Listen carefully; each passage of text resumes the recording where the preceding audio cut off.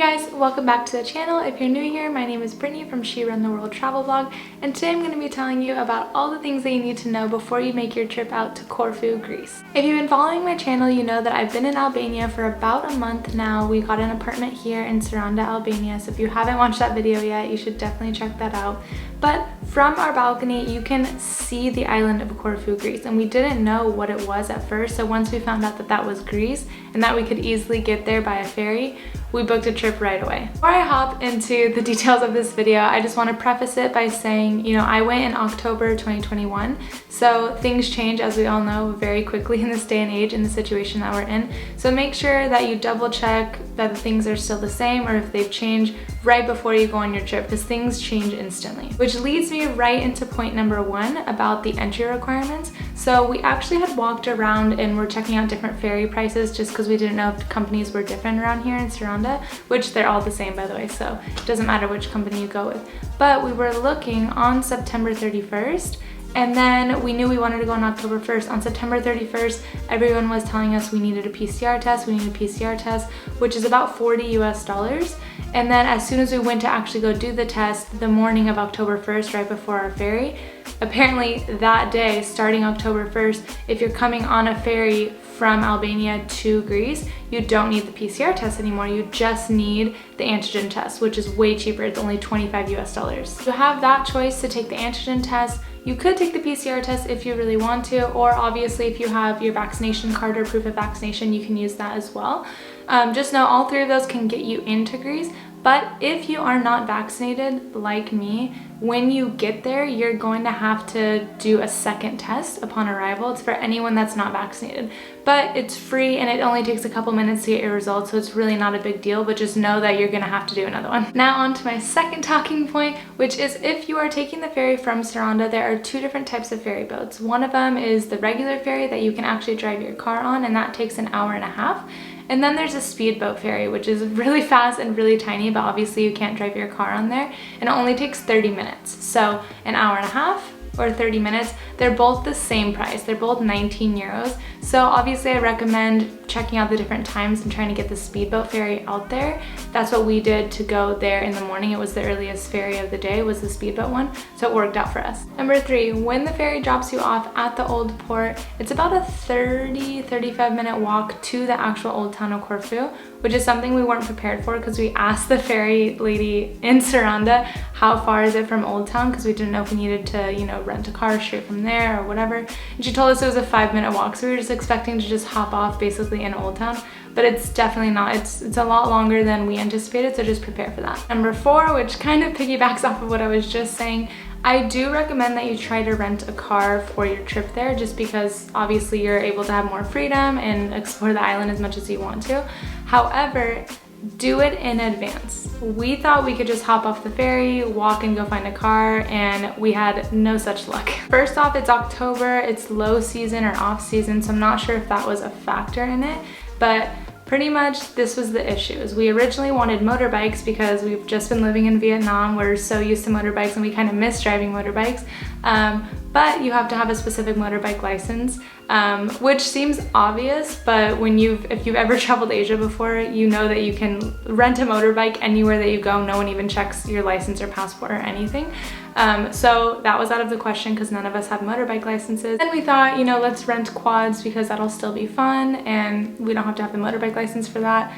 However, you do have to have the exact same license as you would for a car, which means in order to rent a car in Greece, you have to have either an EU driver's license or an international driver's license, aka us Americans are not allowed to rent cars there, which applies to quads as well, which I thought was so crazy because last time I've been to Greece before in Athens and Santorini, and I rented quads myself and I've seen other people do it, so I'm not sure if they've just cracked down on it recently or not, but yeah, if you don't have an EU license, you will not be able, or international license, you will not be able to rent a quad or rent a car. And finally, it's going to be very difficult to find an automatic car if that's what you need, like we do.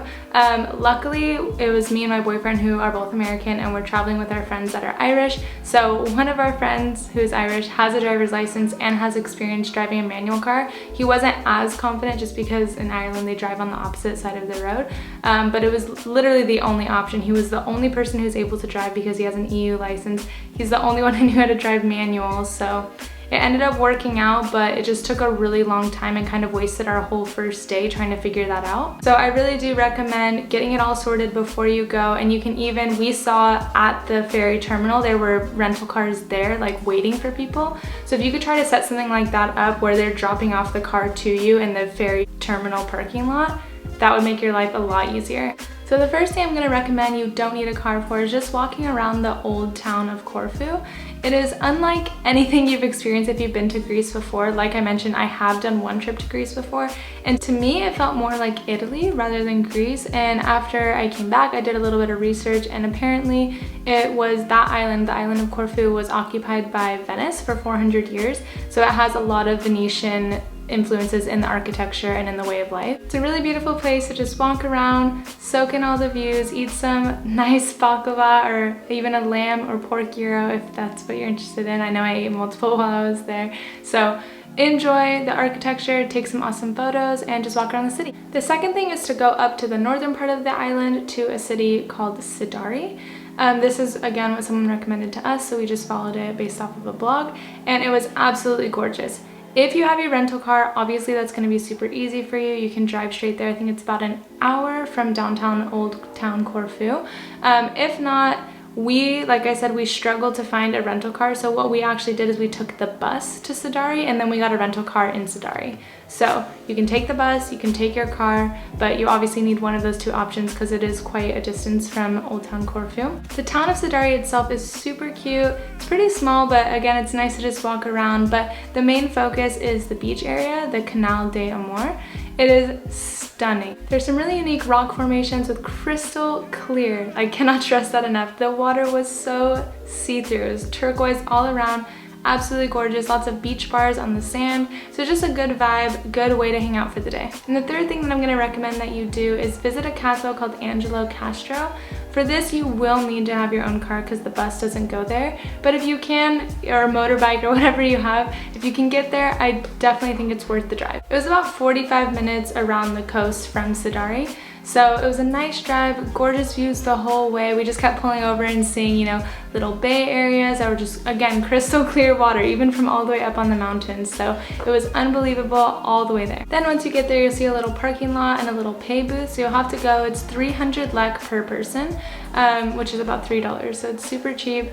And from the parking lot area, you kind of look up at the castle. It's on top of a hill and all surrounded by the ocean. So from the bottom, it's an awesome shot of the actual castle. But then once you climb up to the top of the castle, the views all around 360 degrees of green rolling hills and the ocean. It is so stunning. It's a great way to spend the day. And the last topic I'm going to talk about is getting the ferry back to come to Saranda.